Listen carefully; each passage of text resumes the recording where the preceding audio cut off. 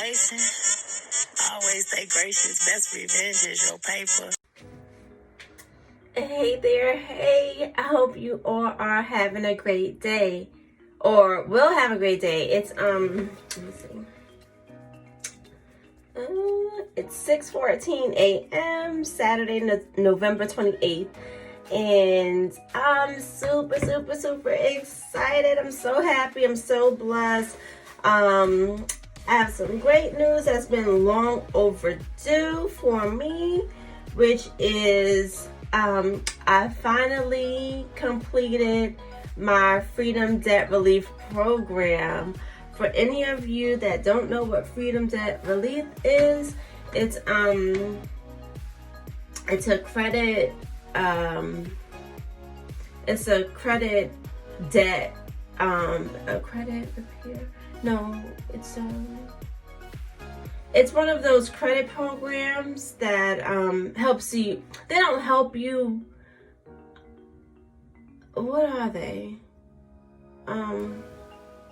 It's a credit company that negotiates payment for your creditors, for your debt payments.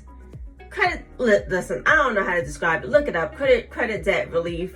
I'm sure you've heard a commercial or seen it online or seen a commercial for it. So I'm not gonna do anything. I'm just gonna wash my face and do a little bit of a treatment for this phase. I had a little bit of activity. I have this little dot that I need this to clear up. I need this to clear up, and I need these two to clear up, and this to clear up. So my face feels really good. I have no live activity right now. I just want to clean my face. I want to put my treatments on. I want to put my serums on, and I want to get back in the bed and I want to watch TV. But I just checked my bank account, and I had a deposit, and I was confused because I have some money that's supposed to be coming in. I have a couple of deposits that's supposed to be coming in on Tuesday, but today is Saturday, so I was confused, like, let me check this out. Listen, I'm never mad at no money coming in. I always want to know, like, what's happening, what's going on, like, where's this from? And when I seen it was a refund from Credit Debt Relief, I'm like, yeah! Because them giving me back the excess money that was in my account mean that I officially completed my program.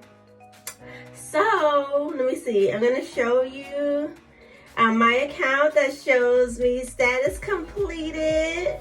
So I'm so excited. So I started this program in 2016. Oh my goodness, this seemed like it was such a long time ago, but 16, 17, 18, 19, 20, and really I should have graduated either March or April of this year. They stretched it out so long, I don't know why, because they were saying like they needed to all the money was in my account, all the money that they needed, because all my accounts had been settled since March of this year. So I don't know like why it's been stretched out all the way now to November. But listen, I'm just taking the good with the good. I'm not going to focus on the negative, even though really I should have graduated way earlier of this year. I should have graduated March or April of this year. So this is what I will say. I'm happy that I finally graduated my program. So I have no credit debt left. No credit debt left. Hold on. And that is an amazing feeling. It is. It's such an amazing feeling, because from this forward on, it's like, I just feel like it's been a huge weight off my shoulders. I tell you, like, owing money, it don't feel good. Owing money and not having it to pay back, like, you don't even know. Like, I don't know if you know, or maybe you do know, maybe you don't know, but for me, like, I moved down here to North Carolina by myself in 2009. Okay, August of 2009, and you know, it was like really exciting and like, you know, really cool, just because as far as I knew, you know, all the information that I had available to me. Let me see, in 2009, I had a cell phone. Was it a smartphone? I'm trying to think. Was it a smartphone? I don't know. Maybe it was a smartphone. Maybe it wasn't. I think I did have an iPhone at that time. Yeah, because I did have an iPhone at that time. I just didn't know what I knew. So I moved down here by myself. I got my own apartment by myself. I never lived with anybody, but I did have savings. For anybody that watched any of my other videos explaining that, I had savings. My mom never charged me any rent. So and I did have a city job. I worked at Harlem Hospital at the time. I started off as a temp there, and then they hired me on full time. And then I just had my son at the time. I had my son, I think he was like 7 or 8. And, you know, I was wanting to move out. Like, you know, I wasn't making a whole lot, but, you know, I was, you know, wanting to move out of my mom's house. And I'm like, oh my gosh, everything's so expensive. I looked at NYCHA. I'm from the projects of Queensbridge houses. I was like, okay, let me apply to NYCHA, New York City Public Housing. I got on the waiting list, and the waiting list was forever. And I'm like, okay, cool. Let me see what else I could do. Then at that time in 2008 or 2009, I think it was 2009. 2009, they were having all the boroughs, Queens, Manhattan, Brooklyn, Staten Island, and the Bronx. They had brand new apartments, income-based apartments that you just you had to pay for an application fee, and there'd be a lottery that maybe you could get into one of these apartments income-based. The amount of the rent would be based on your income. So I applied. I paid all these fees, and I was never approved. I was always missing something. Like the credit got to be on point, the money got to be on point, got to have so much in your account, something like, you know, like there's like this strict guidelines, and I was never qualified or approved for that either. I'm like, shoot. And then I went with a broker. I tried to see like, okay, well, you know, this is the amount that I could afford to pay per month. But if anybody knows, in New York, I think you got to make like 40 times the amount of the rent. And what they were showing me was a studio. So like a studio, they were showing me in the Bronx. There was walk-ups, and it's a studio. Like, I have a son. Like, a studio was not going to be big enough for me by myself. So with a growing child, I'm like, I might as well stay with my mom if I'm going to pay this amount of money. No amenities. I still got to pay gas. I still got to pay water. I still got to pay everything. I'm like, this is just not going to work out. So when I got an opportunity to take a look at somewhere else, I'm like, you know what? This is it. This is it. I'm going to make it work. So I moved down here. And then I'm working. Actually, I was not working. I was looking for work, and I was living off my savings. And how I got my first apartment was that, thank the Lord, I'm not a total idiot, because while I was, you know, spending the check, I was saving a check, spending a check, saving a check. I got paid every 2 weeks, and I would spend a check, save a check, spend a check, save a check. Spend a check, save a check, just because we lived in the projects, like I said. And anybody that knows how project living is, the rooms are very small, the closets are very small, and I didn't even have a bedroom. My sister lived in the bedroom, my mom lived in the second bedroom, and my son and I, we stayed in the living room. And I had a very, very small closet. So there's so much shopping you could do, just because there's nowhere to put it. There is nowhere to put this stuff. So I'm like, you know, there's only so much stuff I could buy, and so many places I could go. You know, I might as well be saving money. So I had, you know, a couple dollars. I had a couple dollars when I moved down here. So that's how I was able, I paid up my rent for the whole year. So that's how I was able to get into my first apartment. And then going forward, I was just like good to go. So that was a blessing, or else I probably would not have been able to just up and leave in the amount of time that I did. I'm like, you know what? This ain't for me. I'm out. I'm going. I left my job. I didn't have another job. I'm like, I'm just going. I'm out. I'm going. And that was nerve-wracking too, just because, again, at this time, I had a solid job. I was in the union. So anybody that knows about being in the union, like once you're in the union, as long as you pay your union dues, you could damn near kill somebody and you'll still have a job. Listen, I'm joking. Listen, don't quote me. Take that out. Disregard. But basically, if you're in the union, you're really, you're solid and you're set as far as income, in a career and having a job. So like me leaving everything that I know, being, set in my mom's house, not paying any rent. All I had was my phone bill, Metro card bill, food bill, and I think that's it. I wasn't paying for nothing, really. I was okay. Was it the best life? No, it was not the best life. Mentally, I'm like, I did not feel happy. Coming out the train station every day, the bums and the guys and the, hey, ma, and like the road. Oh my God, I would walk past this garbage and this, like in the summertime, these big water bug cockroaches running, and then it smells so bad, and then I was not happy, like I was not feeling good, like I never felt happy. So I'm like, I knew I had to go, and I didn't know where I was gonna go, but so I was like really happy to leave, like figure it out. I just knew I was gonna make something happen because I did not want to be there anymore. So with that being said, I finally found a job and I was working. And then, I was living life and I got into a bad relationship. And this guy, I was dating a BAN. Look up BAN, whatever. Listen, look up BAN. I was dating a BAN. Totally took advantage of me. That relationship went sour. I found out he was cheating. He was cheating in my house. Like, it was a hot ass mess. It was bad. And I'm like, oh my gosh. Listen.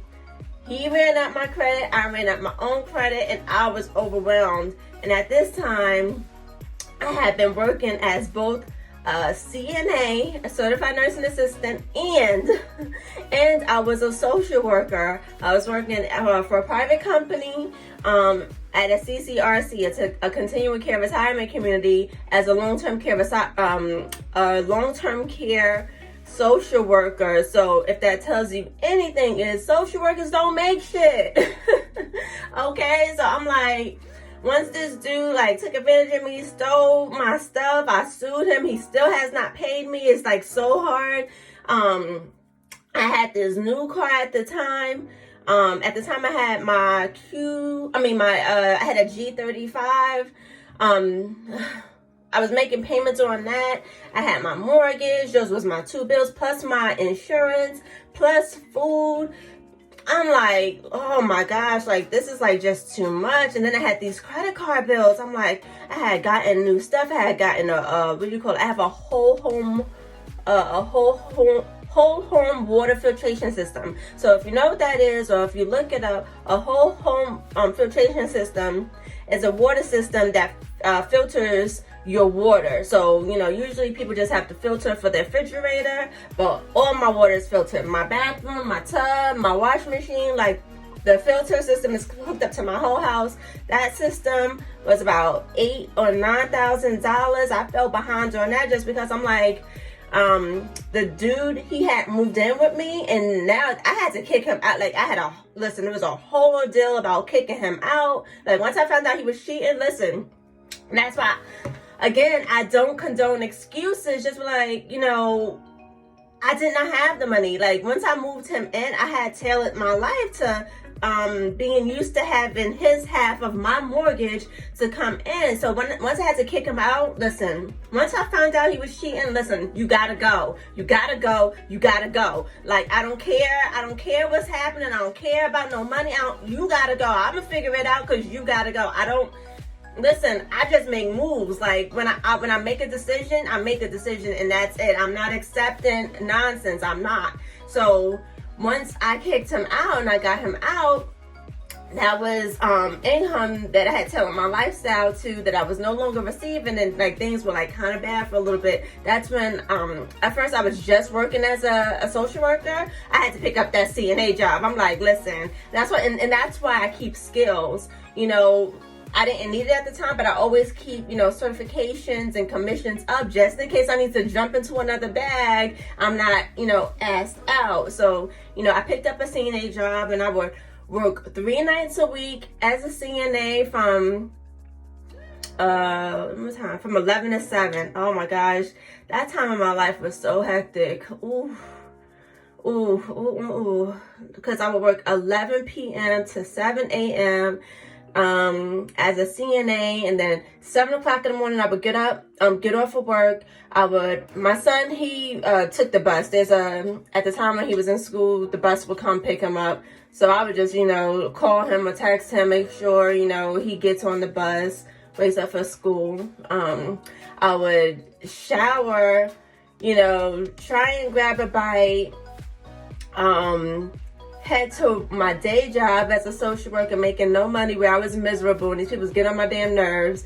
I have only 30 minutes lunchtime to eat. I had to be there, I think from 9 to whenever work finished, just because I was salaried there. So I think I made like $32,000. I definitely did not make 33. I thought I made 35, but I didn't. I made like 32 and some change, 32,000 and some change. I'm working as a social worker, and that was not enough money with, with the things that I had going on, car note, mortgage, insurance, this water bill, this whole home, utilities, cell phone, whatever else I had going on.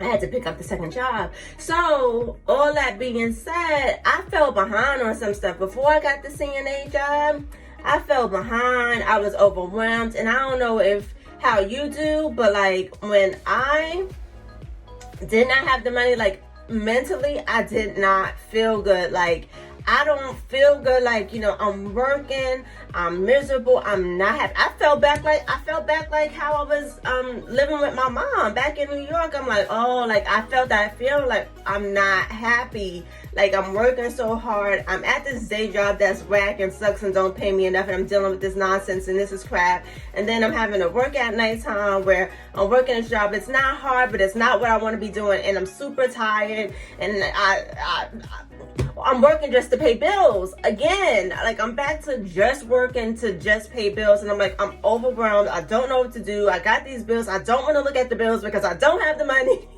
I don't have the money. So I want to just say thank you, Jesus. Woo. Oh my goodness, thank you, Jesus.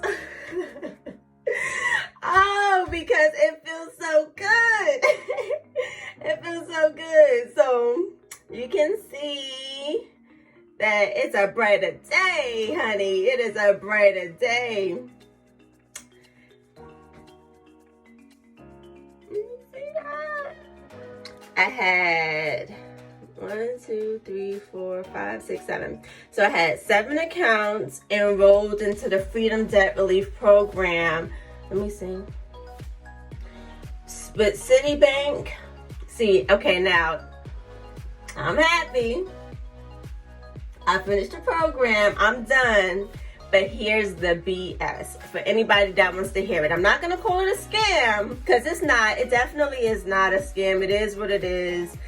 But here's the breakdown. And if you can listen, if you can negotiate. You can. Just when I was going through what I was going through, like I was just overwhelmed. I just, they was talking to me on the phone. They're like, yeah, we can take care of this and we can help you with that. And, they gave me that low payment. I'm like, you know what? Yes, I'm tired of looking at these bills. I'm scared. I just want this to be done. But here's the bad part, okay? What they do is they tell you to stop paying all your bills, that all the debt that you roll into their program. They say you just stop paying on all these bills. And then I was feeling good because I was like, whew. And when the debt collectors would call me, I'm like, oh no, I'm enrolled in a program, and I'm making the one low monthly payment to them, and that they're going to negotiate with you. And they was calling, and I was like feeling good. I wasn't feeling scared no more because I'm like, oh no, I'm enrolled to the Freedom Debt Relief Program, and I'm making a one low payment, and they're going to negotiate it with you. Call, hey, listen, I got 7 accounts. So I was like, saying that I was getting a letter. So I'm like, oh no, I'm enrolled and I'm making a payment, and they're going to negotiate with you.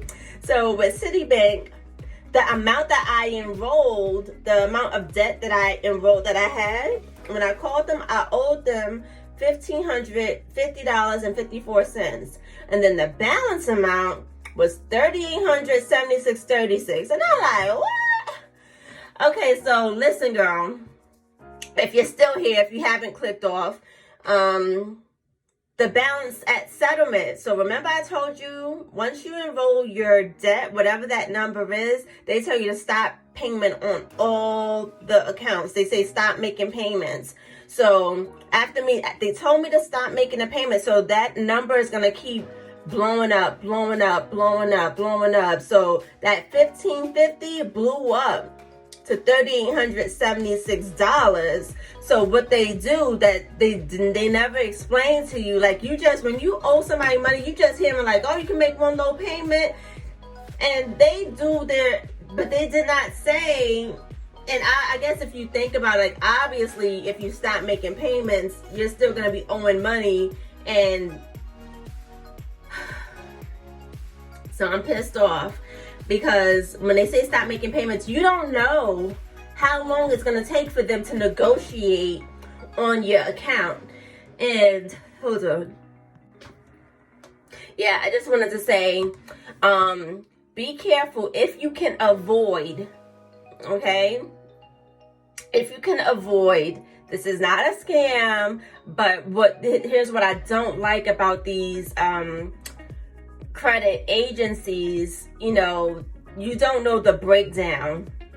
When you stop making these payments, that number will inflate for as long as that inflates to, just because the company cannot negotiate a settlement amount on your behalf until there's enough money in your account.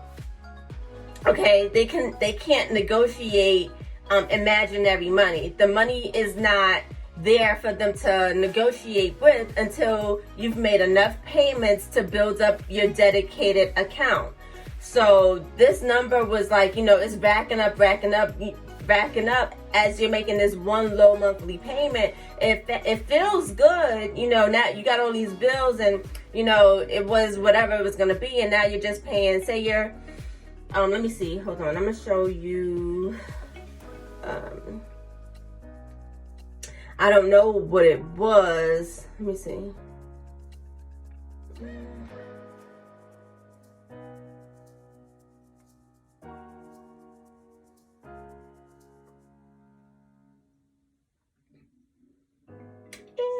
So you can see completed. I enrolled January, March, April. I enrolled April 15th, 2016. And you can see completed. But really, like I said, I should have been completed 16. Oh yeah, I should have been completed April or March or April of this year, because all the money was in the account. But now I was at their mercy because I have to wait for them to get back to me. So, but let me see. Hold on. I wanted to show you the amount of debt I had enrolled.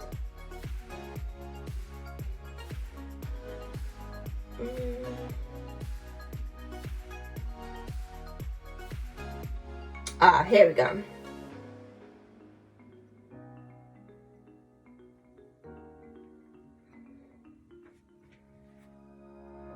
Can you see that?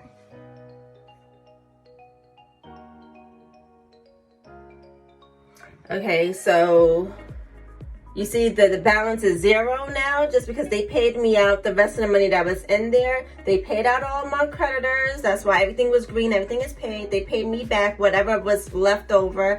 And the total amount of deposits I made to date was $31,034.50. And they have like fees. The program deposit fees was $35 per month. Those was different fees to their national litigators group. Basically, that's a law firm that negotiates, or if you have you got to pay Freedom Debt Relief, like they get their cut, and then there's a law firm that advocates and fights for you. Say if they want to sue you. I had one company, the water company, that wanted to sue me just because I had missed so many payments. They was like, no, we're going to sue you if we don't get our money. But I'm like, I'm in the program. But as you're not making all these payments, like as you stop paying your creditors and just pay the Freedom Debt Relief company, it may sound good or feel good that like, oh, I'm only paying $250 a month. Like that feels good because you like, you know, now you feel like you could breathe and you could get your life, you know, started back again. But the downside to that is that while all these companies are not getting their money and you're just paying into your fund to build up you're paying the credit company, whatever it is, even if it's not this one, there's plenty of credit companies out there. As you're building up your pot, building up your fund, so you will have enough money to negotiate with, that number is rolling up. So once you finally do have enough money to make a negotiation with, that debt is way more. That was like 2 times. Yeah, that was twice the amount of debt. So what they'll do is now they're going to send me a statement. I've been doing this. I've been in this program, 16, 17, 18, 19, 20. Okay, so I've been in this program 4 years. So at the end of the year, what they're going to do is say, oh, we saved you X amount of dollars, to where I feel like, nah, you really did not save me X amount of dollars, because all this time I was not paying them, my bill blew up to twice the amount. And had I just negotiated with them on my own, I would not have even owed the extra $2,000. But you're saying you saved me $2,000. You ain't saved me $2,000 because I couldn't negotiated with them and probably got it down lower. So that's my only gripe. That's my gripe.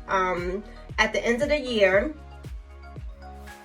my nose is always itchy. At the end of each year, you're gonna get like a 1099 statement saying that you have to claim that money that you saved, that they saved you. They add that to your income, the money that you did not pay. So basically, you don't end up winning, okay? I'm saying that to say this. You don't end up winning just because the amount that you enrolled is not the amount that they're negotiating your debt on.